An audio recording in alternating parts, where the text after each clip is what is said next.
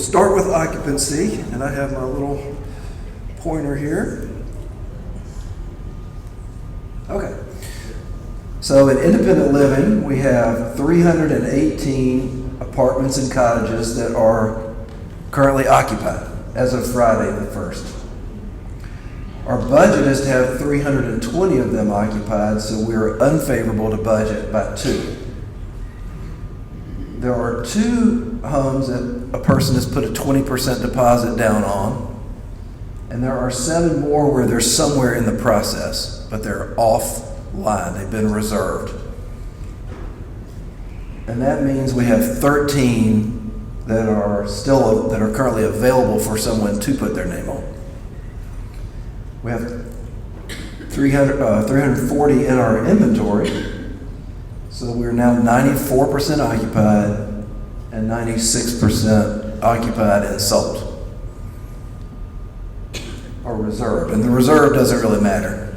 The only thing that really matters is occupied. In assisted living, we have 40 people living in assisted living. Our budget is to have 38 living there, so we're favorable to budget by 2. There are no reservations. There are no 20% because they don't exist there. There's 2 people in process, so we have an inventory of 42, so we're 95% occupied and 100% occupied and reserved. In memory care, there are 20 rooms. Our budget is to have 18 of them there are 20 occupied. Our budget is to have 18. We're 2 favorable. There are 20 that are available altogether. So we're 100% occupied in memory care. And in healthcare, we have 57 people there as of today. There are 54 as our budget. So we're favorable to budget by 3.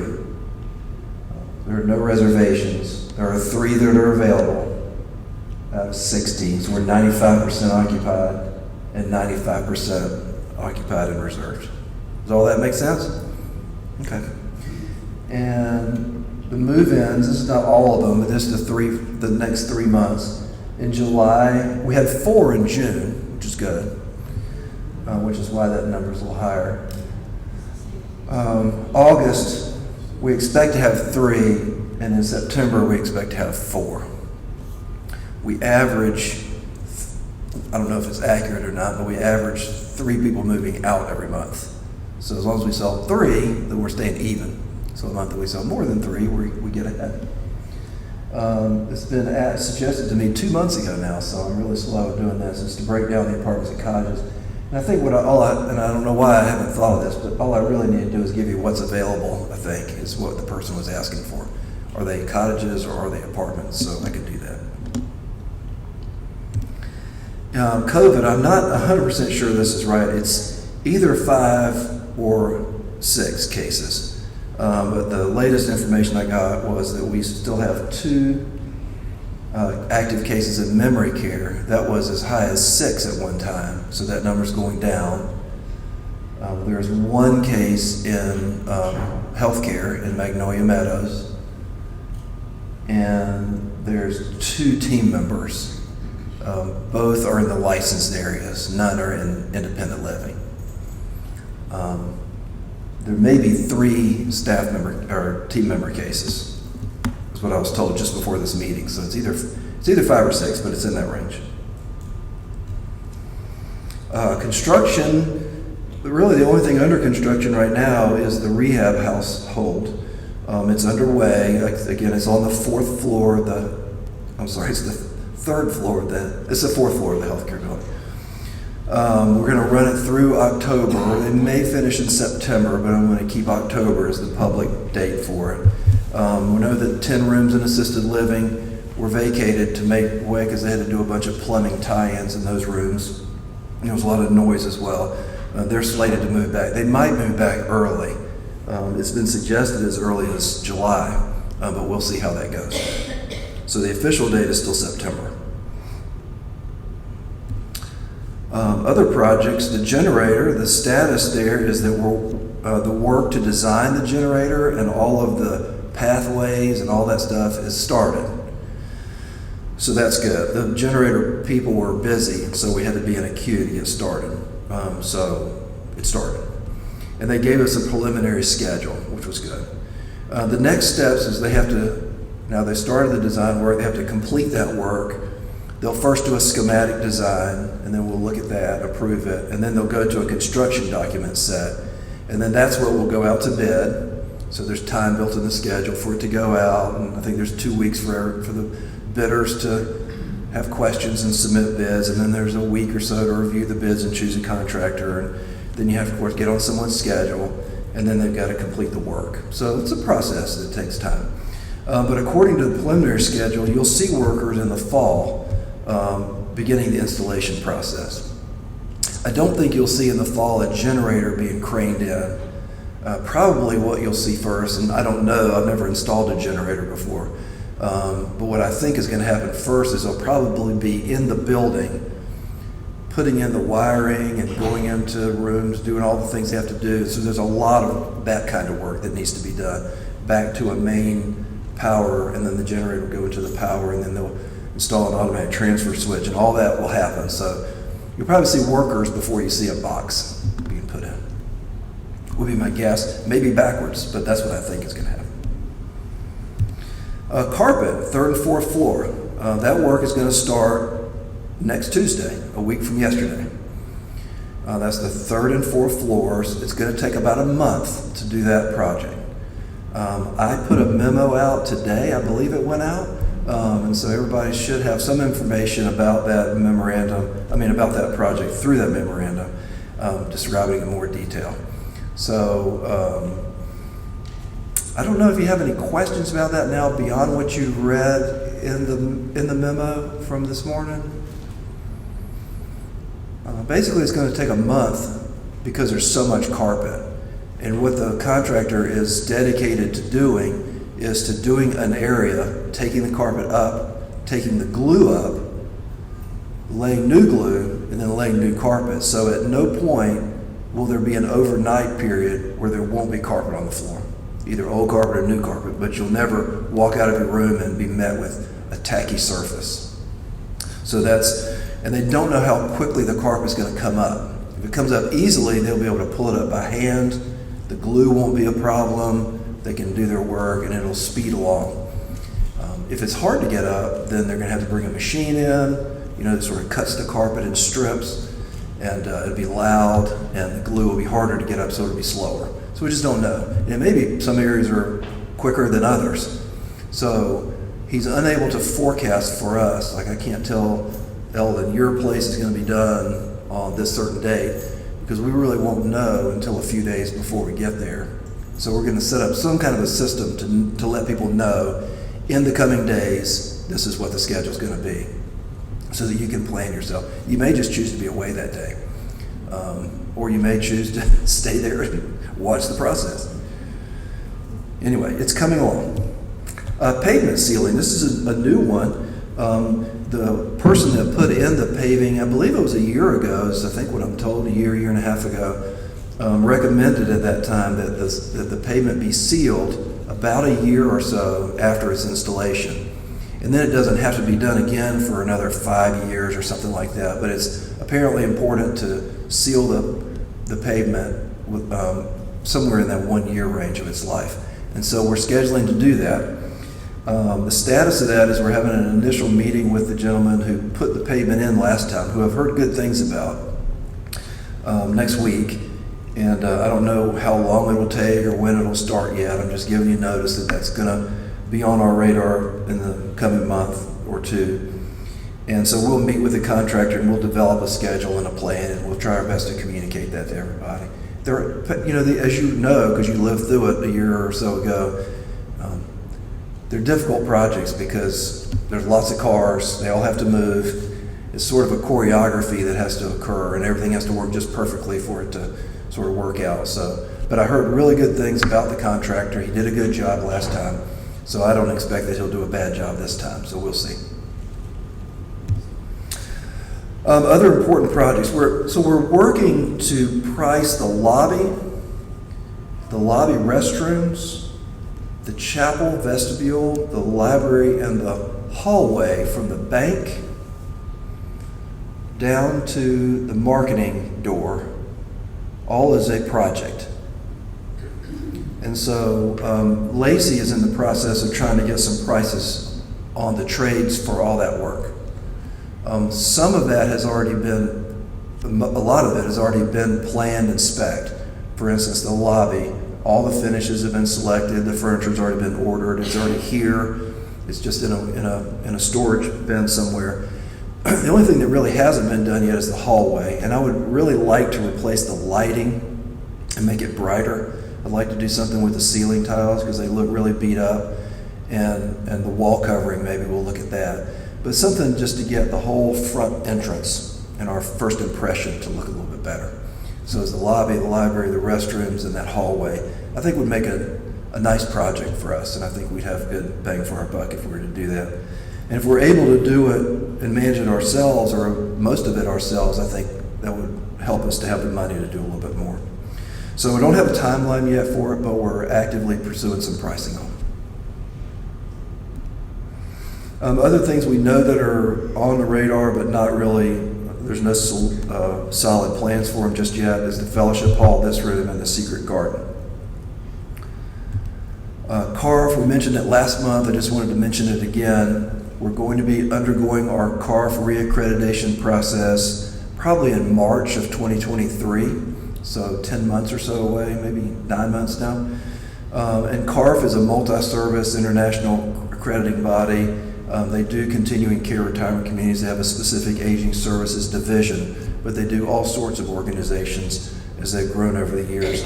And we get surveyed under areas like leadership and strategic planning, human resources, corporate compliance, accessibility, cultural competence, governance, risk management, technology, health and safety, process improvement, and resident rights.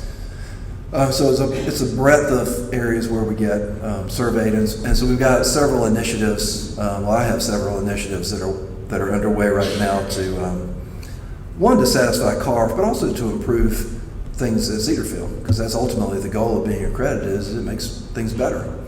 And so all that's underway, and I just wanted to mention it again to you. I want to talk about hiring again because it's so important to us. You know, we have 300 and some staff members, and so we're very dependent on people here. In the healthcare area, we continue to focus on hiring CNAs and nurses. I believe I could look each one of you dead in the eye and say we're doing everything we can to be effective at hiring people. We've got the sign-on bonuses. We just had a call this morning where we're solidifying plans to do a job fair here. We'll do that in this room on August 4th and 5th, specifically for CNAs and LPN nurses. That'll happen in the early part of August. We bought a list from the registry, and we'll be doing a lot of social media posts about that. So we're really working hard to hire staff. In the marketing area, we're still seeking a sales counselor. I feel like when I retire, I'll still be saying that. I say that so much now. The marketing coordinator position was filled. A young lady, whose name is Kate Jeffries, is in that role. And in finance,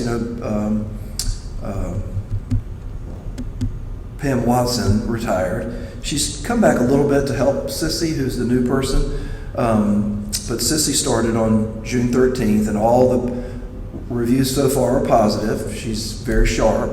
She has a lot of experience. She just needs to know how we do it here. She's seen it before, but how do we do it here? Where do I go for this information? How does this process work? So again, and I said this last month, I hope you'll be patient with Sissy. Don't expect her to be Pam right off the bat, because Pam has the advantage of having 20 years of worth of mistakes. Okay, that's how she's so good today. You do realize that she's already made the mistakes. But Sissy hasn't yet, so we're going to have to be patient with her as she makes those mistakes over the course of this year, and it just takes time to learn things. In the maintenance area, I'm really happy to say we've hired 2 maintenance technicians. One's name is Ron, and the other is John. We still have 1 tech that's open, and we have 1 HVAC person. for which we are getting almost nothing as far as response to. I think the demand for HVAC technicians and just the number of people that are working in the trades today is so low that everybody's scrambling for these people, and so we're getting very little for that. But the coordinator position was filled. A young lady whose name is Darlene Green started in that role, I think, last week when I was on vacation. She moved to us from the healthcare area, where she was a secretary in one of the healthcare areas, in one of the healthcare households. So she's very pleasant. She's learning her job too, but she's very sharp. And I feel very fortunate that we got her. So as you interact with her, be patient. she's learning as well, but she'll learn quickly, I'm sure. So that is the maintenance coordinator's job. And in dining, there's good news. Most of the positions there are now filled. We had bad news a couple months ago. We had 7 positions open, but they've been able to fill them. Again, we had very strategic conversations about hiring dining people. How are we doing it? What were we doing? And it yielded good results for us. They're not here yet. They're still in the orientation and onboarding process. As they make it through all that, we're feeling good. Good news, David told me today, is that guests for dinner will start on Monday, July the 11th. So you will be able to bring a guest for dinner starting July 11th. He is going to put out a communication, if he hasn't already, today in paper that's going to explain this to you. So you'll get that in your cubby, and he'll put something on TV too, so it's out. Okay. It's a little meaty to put on television. But the main thing he wanted me to tell you is the only difference now is that because he's expecting a deluge of people, he wants to run the reservations through the hostess instead of through the Open Table app, because he's worried it's just going to get too confusing. So they know how to do it. They're very good at it. But go through the hostess until we get through a period where he feels more comfortable, he can get it back to the app. But it's good news. We said this last month. I just want to say it again because I think it's worth saying. There are 5, according to CNBC, there are 5 million more job openings than there are people to fill them in the U.S. as of 60 days ago. That's a challenge for everybody. And I'll be interested to see how that changes. And I don't think we're calling what we're doing right now as a recession yet. I don't think we're calling it a downturn. But as we go through this period, it'll be interesting to see how that changes. But I think we're right around here right now. 5 million more than we have people to fill it. Recognition. Cedarfield is hosting a food truck for team members on Monday in the Wellness Courtyard, and that is to thank them for helping us be another top workplace in Richmond for the 4th year in a row. So if you see a bunch of hullabaloo out there, that's for the team members. You are welcome to come and say hello to them and thank them and all that, but the food truck is for the team members, and we just want you to know that's happening, and that I really do hope you'll take an opportunity to thank people that work for you, because they're doing a great job under somewhat difficult circumstances in some areas. Continuing Care 101. I know it's become your favorite program. And that's okay. We're going to talk about the rehabilitation household on Monday in this room at 3 o'clock. I believe I've coerced James Green into being with me so we can talk about money. I believe I've coerced Tamika and Adrian to be with me so we can talk about clinical aspects. But we'll say all we can and answer your questions as best we're able to about the rehab household.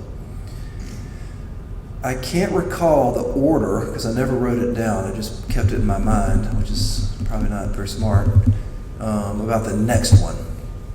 I think the one after this, we are going to talk about, I believe we're going to talk about emergency procedures and what we do during disaster planning and fire and all that kind of stuff.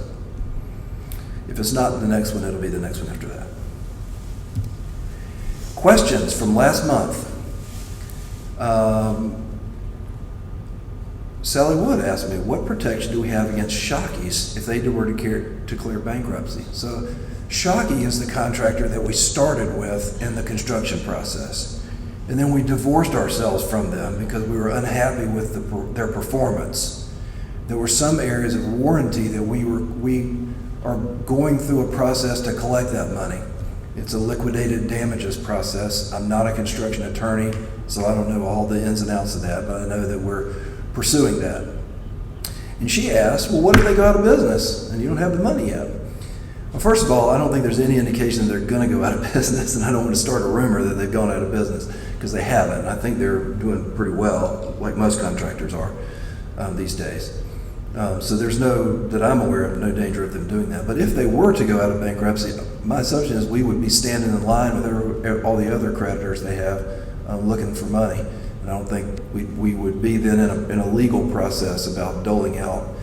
My understanding is when a person goes into bankruptcy, people who are owed money from that organization generally get cents on a dollar. If it's 60 cents on a dollar, 70 cents on a dollar, but it's some discounted payoff.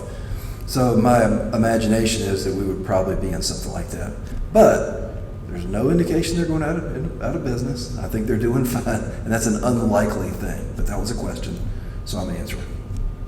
We talked about active shooters last time. That's still on our radar, and I'm being honest with you, we haven't gotten very organized about that just yet, but it is on our radar, and we will do some active shooter training for our residents and our team members. Evacuation drills, the same thing. CARF is going to require this, so whether I want to do it or not, we're going to have to do these drills for you all, along with some others as well. And COVID contact tracing, a question came up about that last month, and I wrote a memo to everyone. I believe it was the week before last, and I think it was intended to answer a lot of questions about the COVID protocols. I was told by a few people that it was clear, so hopefully that question was answered. There are new questions. Is there a plan in place and a budget to replace our windows? How is a major expense like this being addressed? And that was from Charlotte Bailey. And her other question was, how often is the directory updated? Well, quickly, that one's updated every 4th month. We put out a new directory. But her first question was about windows and major expenses. And so it's a good question. One of the things that Cedarfield hasn't had and was put into place prior to my coming, which I think is really good, and I'm glad we're doing it, is a capital asset plan. And so we've hired a group called Zumbrunnen, named after a gentleman whose name is John Zumbrunnen, who I've known in the industry for some time, who's very good, has a very good reputation. But they basically come in with a group of engineers and they crawl all over your building and they say your roof needs to be replaced, and all the roofs, they're all probably of different ages. They'll lay out a schedule, all your equipment, your HVAC, and I believe we included furnitures and fixtures in this plan too, so carpets. So they'll look at everything, pavement, the whole shoot match, and they'll lay out, here's when you need to replace it based on its life. Here's in that year with an inflation factor what it will cost in that year, is our best guess. And so at the bottom, you'll see, if you follow this plan, this is what your CapEx needs will be in that year. And windows will be a part of that. I don't think it's any mystery that we want to replace the windows, but where they fall in this plan and the priorities that come out of the plan, I don't know, I can't say. But the plan will provide a roadmap for us to be able to be thoughtful about how we're spending our capital expenditure dollars, and it'll be a 10-year plan. Well, it'll actually be a 20-year plan, but I think it's really active for 10 years, and after that it gets a little sketchy as to its accuracy. So hopefully that answered that question. Please clarify the relationship with Cedarfield, the role of Helping Hands, Affirmation, Aligned Senior Care, and what are their services to residents? Okay, so I made myself a little note at the bottom. So Helping Hands, as you know, was a group that was supposed to be doing just some very light things for residents, but turned into a whole lot more. That program's really ended. There's no one currently being referred to Helping Hands. We didn't abandon people, so there's still some people that are getting primarily meal deliveries through Helping Hands. There were some people in Helping Hands who were getting services that we had absolutely no business and no license to be doing. Medication administration, bathing, we can't do that. We should have never done that. And so those people, we didn't abandon them, we transitioned them to a service that could help them. So Helping Hands is only active in that way, just closing it out. Affirmation, I got a slide here from the first Continuing Care 101 series we did, which was about interventions in the home. This is one of those slides. And what we were talking about, if you'll remember, was we were saying the kinds of interventions a person can get in their home. Short-term meal deliveries, I've been to the hospital or I've had the stomach flu. You can call the clinic, they can order and they'll deliver meals to you short-term. If it goes on and on, we'll start asking, there's something else going on. The clinic, of course, is available. You can walk up and be home health visits. And we defined, if you'll remember, home health as opposed to home care. Home health is the one that is Medicare certified. Will do short-term visits in your home. They'll do some short-term rehab. They'll do safety assessments. They can do wound care. So for instance, if you come out of the hospital and you've had surgery and you have a wound, they can come in and do that and be covered under Medicare in the short term. Okay? That's what home health is. Home care is more about I need someone to sit with me. I need someone to do my laundry. I need someone to cook my meals for me because I'm not able to do that. That's home care. There's to my knowledge, no third-party payer for that unless your long-term care insurance covers it for some reason. That's a private pay sort of thing. It would be a companion is another name for it, or a private duty would be another name for it. And then there's outpatient physical therapy, which you would come up to the therapy gym to do that. That is what affirmation is. Home health. That's what affirmation is. They're the home health piece of it. They're Medicare certified. They can do wound care. They can do therapy. They can do safety assessments. If you've fallen and hit your head and you're unstable and you've been to the hospital and come back, they can look around your home and assess, well, do you need a grab bar? Do you need some assistive device on the toilet? So they can do that kind of thing short term. And that's what affirmation is. This is what Helping Hands was, but was just unlicensed.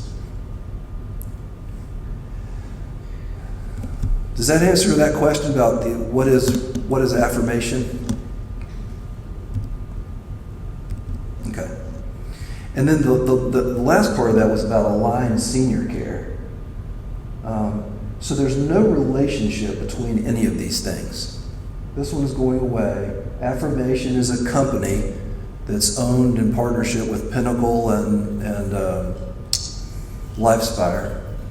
And Aligned Senior Care is another company. They operate in, I think, 5 states. So we have no relationship with them other than I think we have allowed them to come and make their presentation to us.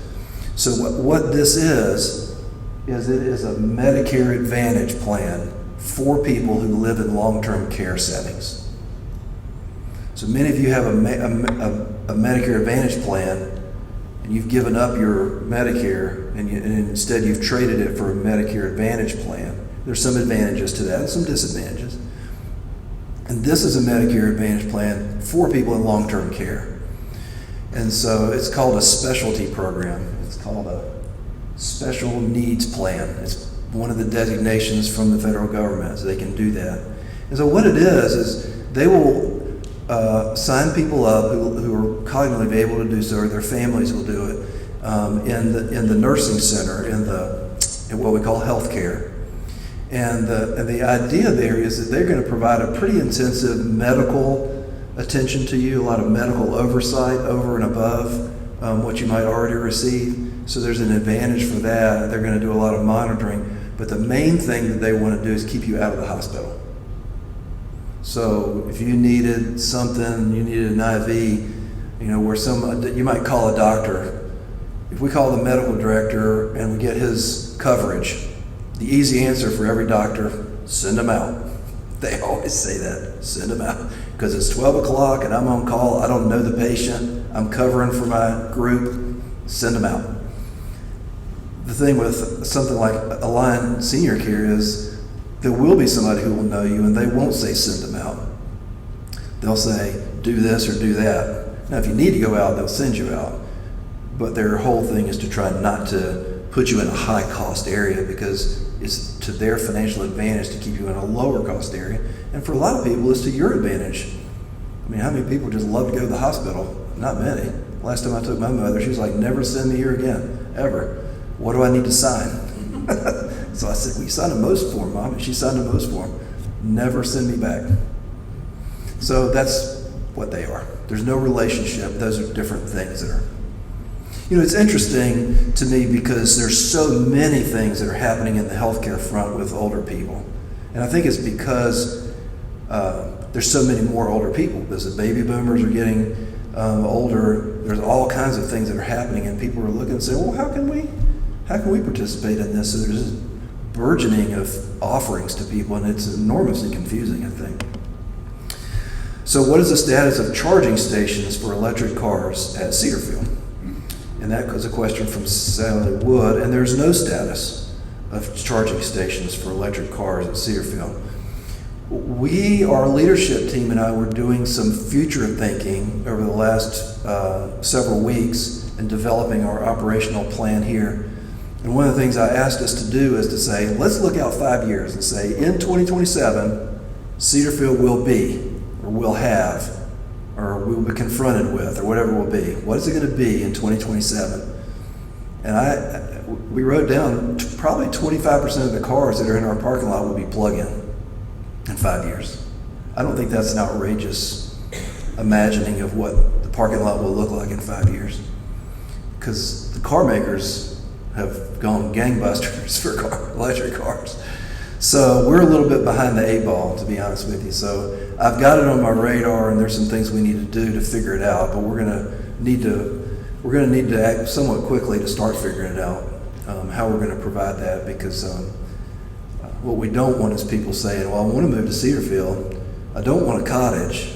I want an apartment, but I've got an electric car, and I can't move in." That's not what we want. So we'll have to figure it out. That was the slide I used. Why is the service for channel 971 so inconsistent, so hazy picture?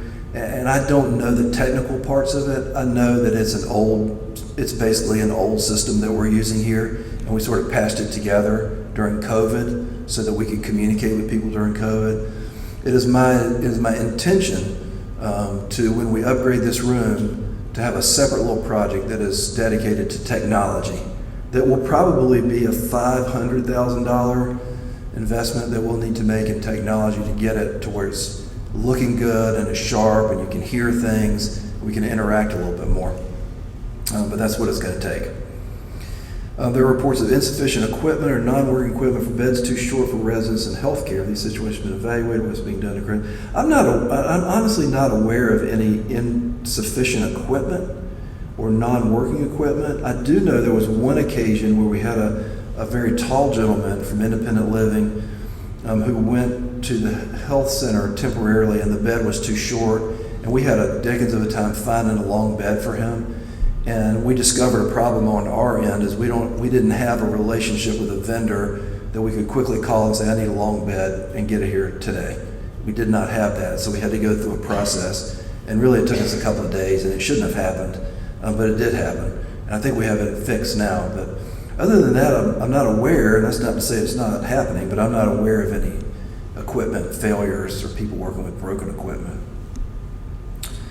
And what is the status of the sale of Hermitage, Northern Virginia? And I honestly don't know. I got this question today. And I just will tell you the truth. I'm so consumed with what I do at Cedarfield that I have not looked up to ask about what's going on in Northern Virginia. I probably should, but I'm not. So I'm not 100% sure. I know Chris has sent a letter. I know that the people in Northern Virginia are meeting the Goodwin House people, and that they're starting to integrate themselves a little bit in with the Northern Virginia Hermitage. They're meeting the leadership. They had a picnic there last Friday, and a bunch of Goodwin House people showed up, for example, so they could start integrating themselves. I'm sorry I don't have a better answer for that. And that's it. There's a question. I'm really worried about taking your question. You have a very determined look on your face. Yeah, I'm very frustrated. Very frustrated look. Okay, 7 months ago, Michael said that he gave phone numbers for Jack to be able to call to set up the active shooter drill. I think 7 months of waiting for an active shooter drill is overly sufficient on our part, especially since we just got informed today that there was another incident here in the Richmond area that got averted. And it's not that this can happen, it's just at Cedarfield. If we go out, like this 4th of July gathering that they had and everything. So I just don't understand what is so difficult about picking up a phone, making the phone call, the names of the people have been allegedly provided, and just putting us on their schedule. I just don't see what is so time consuming that 7 months have gone by and that hasn't happened yet. I understand. Just don't get it. I understand. I think what I'm hearing you say is that 7 months you were informed that we were going to do it and it hasn't happened yet. No, a year. This month is a year that we were informed that this was going to happen. Oh. And it has been 7 months since we were told that Jack was given the phone numbers and the contact people. Okay. So, all right, next one. Okay. This past weekend, we had an incident where a resident fell. I did not have my phone with me when I came upon her, so I went inside to the box and called the concierge, no answer. Called security, no answer, multiple times. I finally had to go to my apartment to get my phone to make the call. This is just not acceptable. To whom did you place the call? Security and the concierge, both. When you got your phone, you said you went to your apartment and got security. your phone, and they answered with your phone? We could talk about it more privately, but I could find out the day and that kind of thing. Did anybody have a pendant on them at the time? Well, yes. One resident had a pendant on them, and they didn't know where they were at. The people who were... Yeah, once they pressed the button, we know nothing that happened. You press the button, you're not sure what happened after that. Yeah, I mean, they got the phone call, but supposedly, they called the person's apartment or whatever, and they didn't have a cell phone with them. So it's like, is there a defect in that is not going and given the location of the person who pressed the pendant or not? Yeah, so you're not sure if that was the case, but you suppose that was the case. Okay.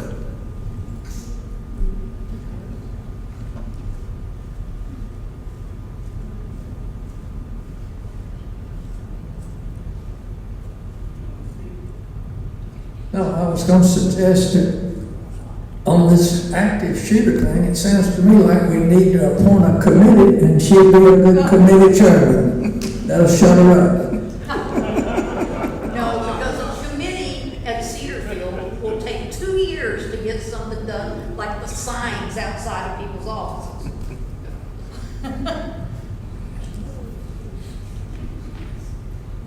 Other questions? Any question on any topic? I'll do my best.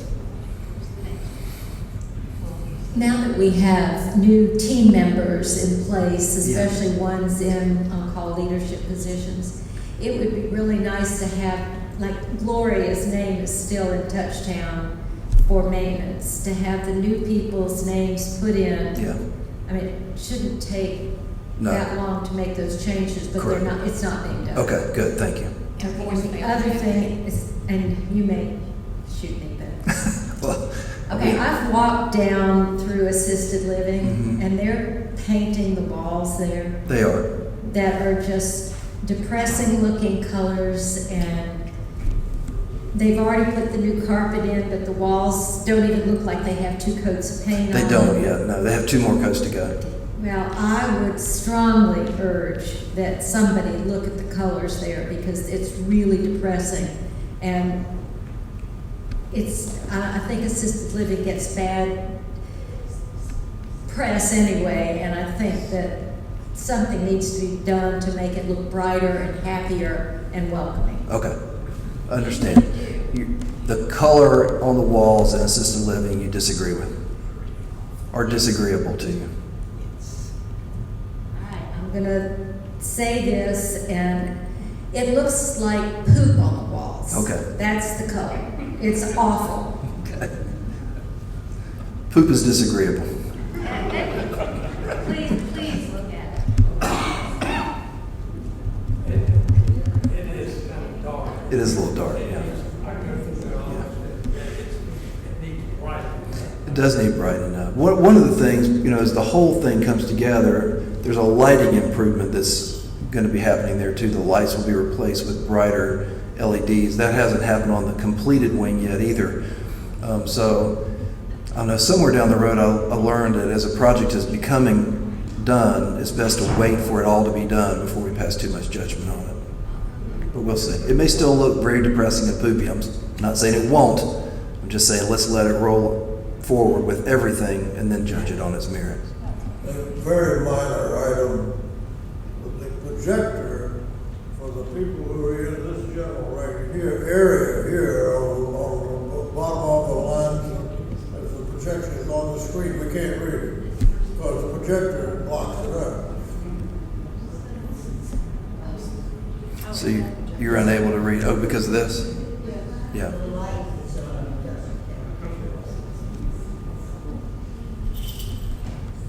I don't know that we can do anything about this until we start the process and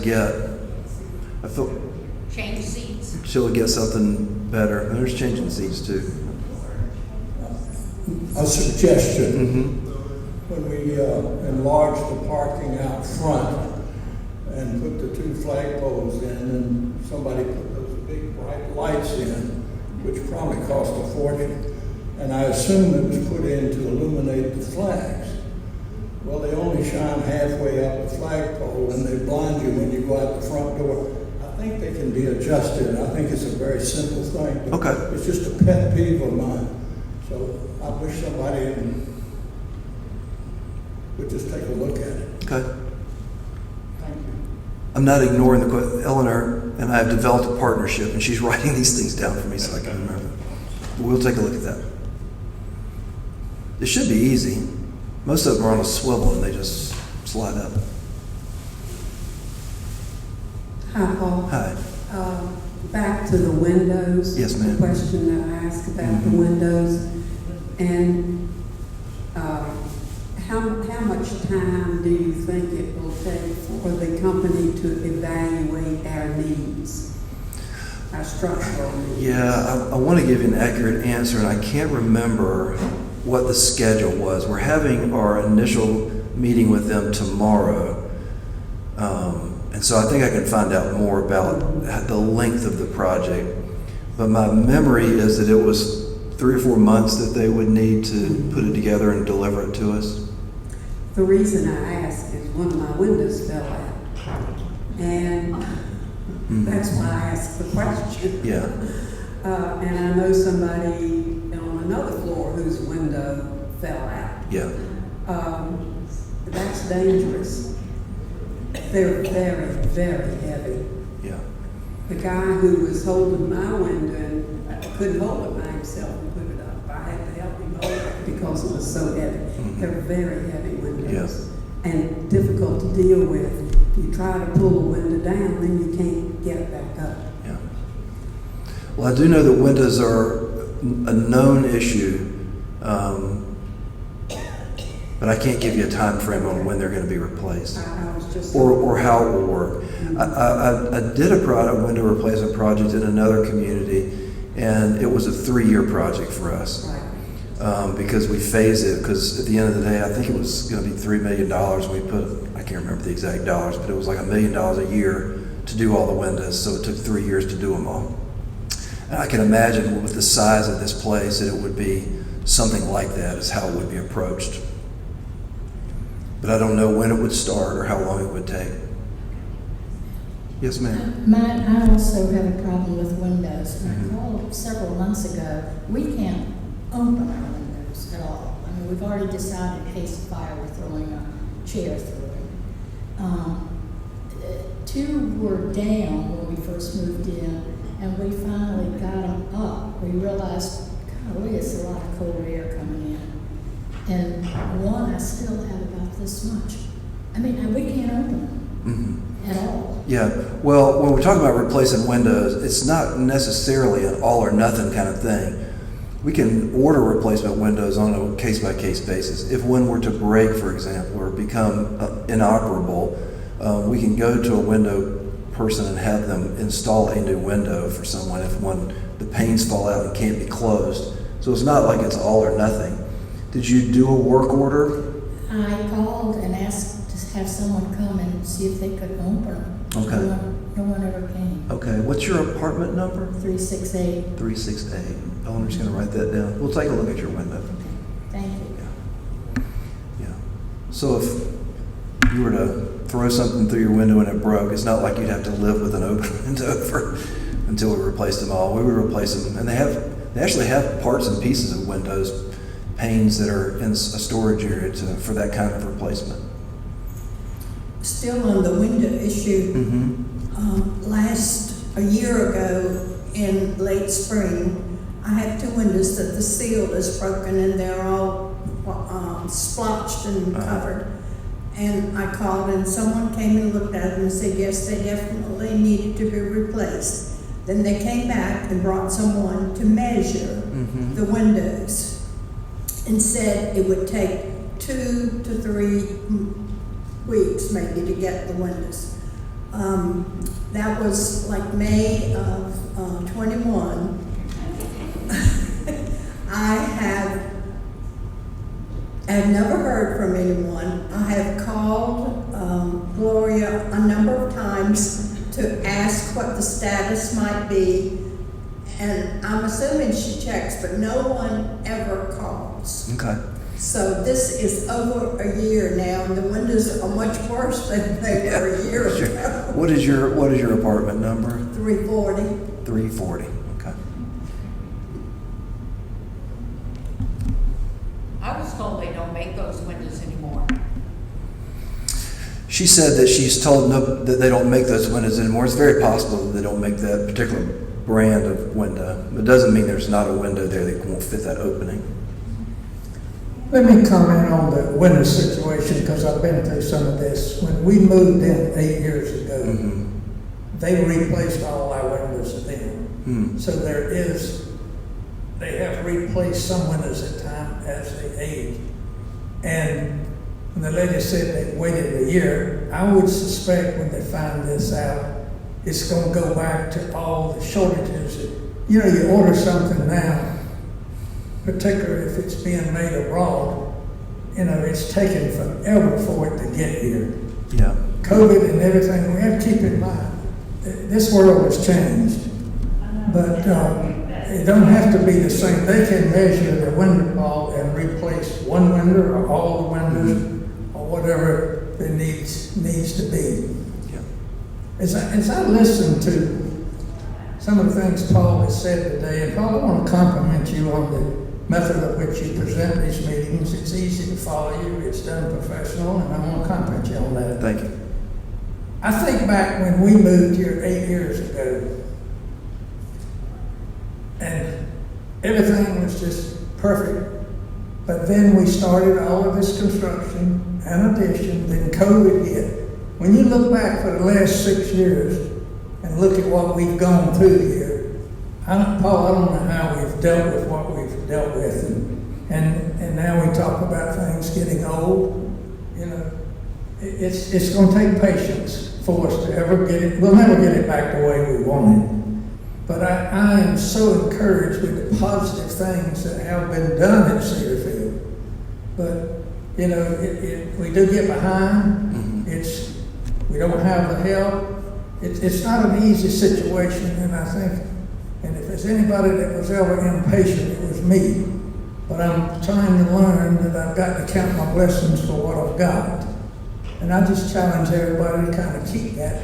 But when you wait a year for something, then I think you ought to be sitting in Paul's office and he'll get it done. He'll get it fixed.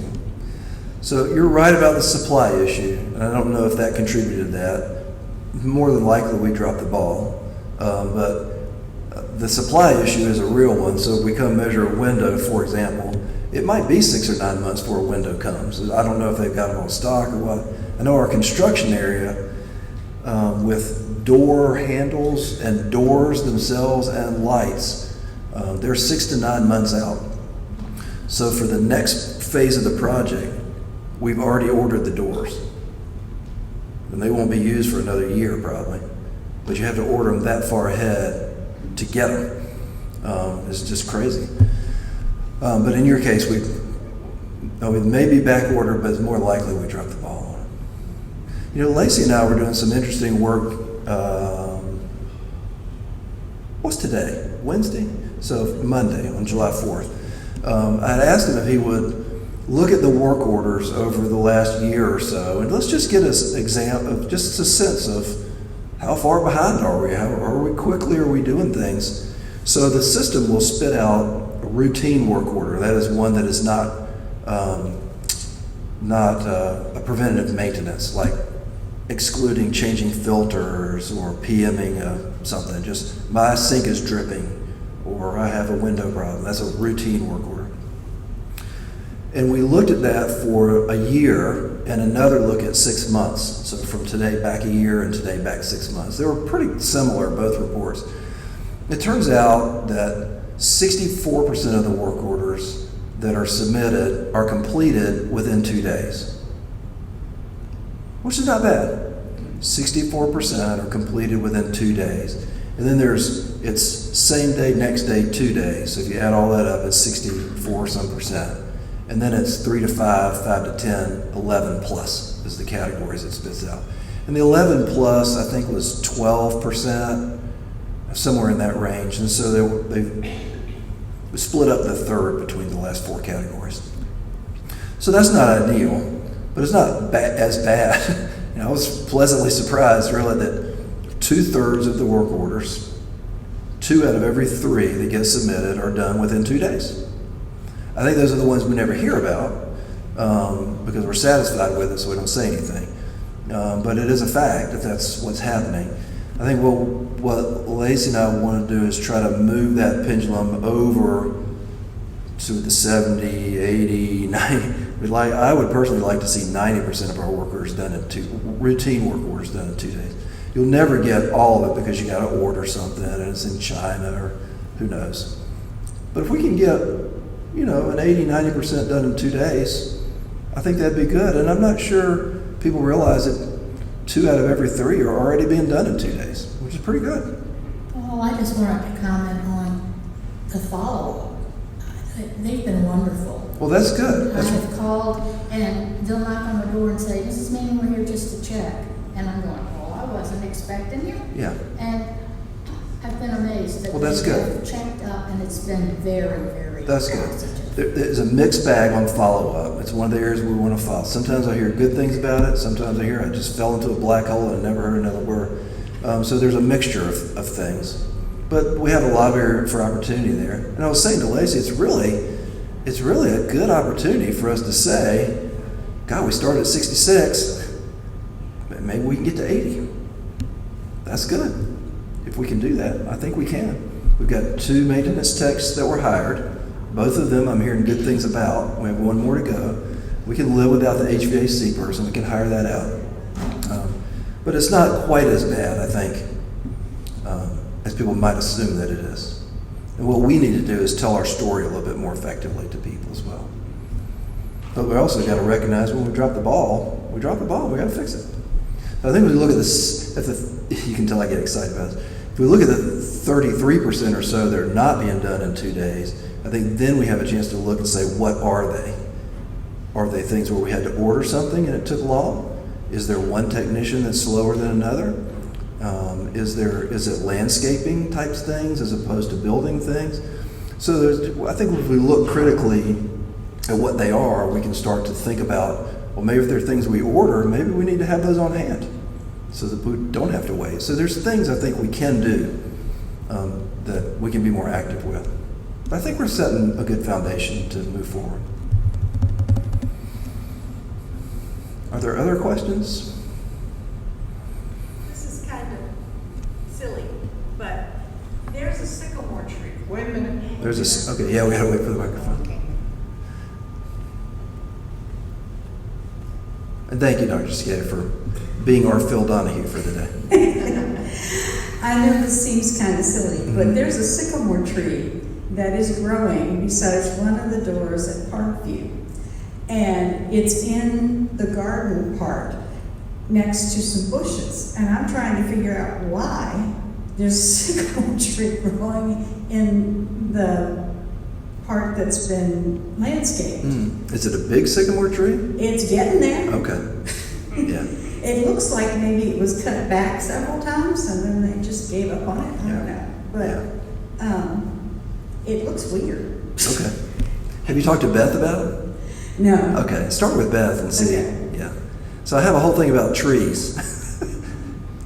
My wife, when I get home from work, my wife is fascinated with all my stories about work orders and trees and snakes.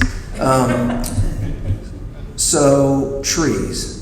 I believe at some point we're going to have a conversation as a community about trees that are planted 12 inches off of people's foundations.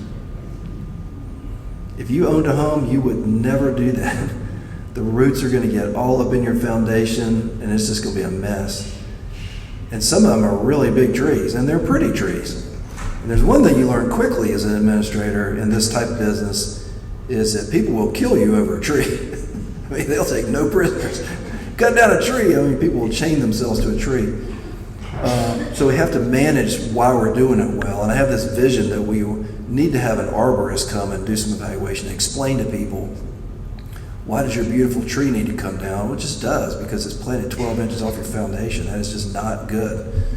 So sometime we need to think about, did someone plant it 20 years ago and they moved out and all of a sudden it's a 40-foot tree that's literally right on the foundation and the roof, and the branches are on the roof and bugs get in. It's just not good to do that kind of thing. So we just need to have a conversation about trees, which raises a lot of activism among residents, I can tell you.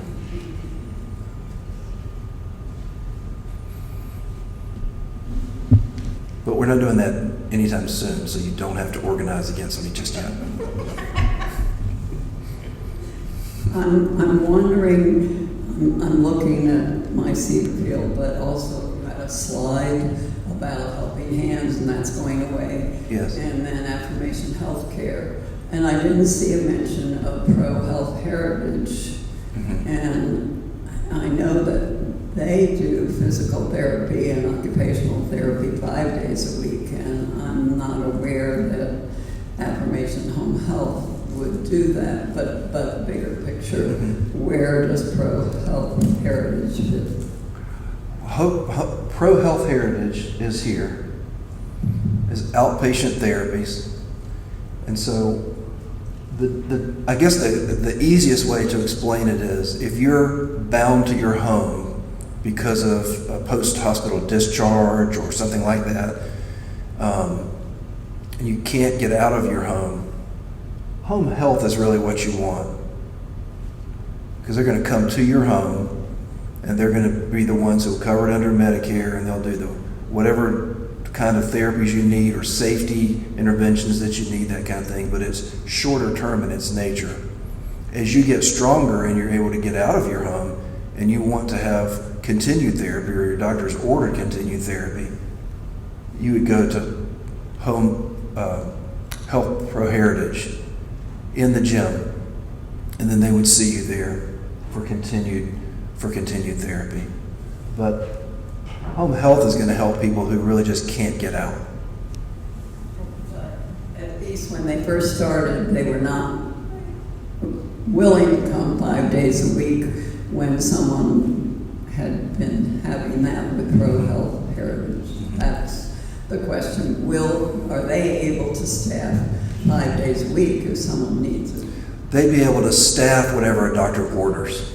If a doctor orders 3 days a week, you'll get 3 days a week. If they order 3 days of physical and 2 days of speech, or whatever the combination, or occupational, they would do whatever combination was ordered. It's a good question. And it might be better if I had put names on some of these. But the main thing is there's so much misunderstanding about affirmation, and all it is that. It's just home health. There's 1,000 home health companies in the world. Affirmation is one of them. I like affirmation because they're in-house, they know our team, they communicate back and forth well, there's a good handoff between them and Home Health Heritage. The clinic is aware, so there's a lot of benefit that you gain by choosing Affirmation Help over one of the other 1,000 companies that provide it, because they don't know us, we don't know them, there's going to be no communication. But Affirmation does provide that continuity, and so I think it's a legitimate advantage to use that company. But it's up to you what you want to do.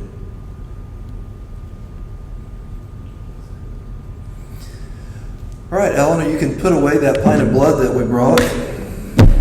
Turns out I didn't need it. But she had it on hand. We'd have done a transfusion right here on the stage. But I do appreciate your time and attention, and I wish you a good day.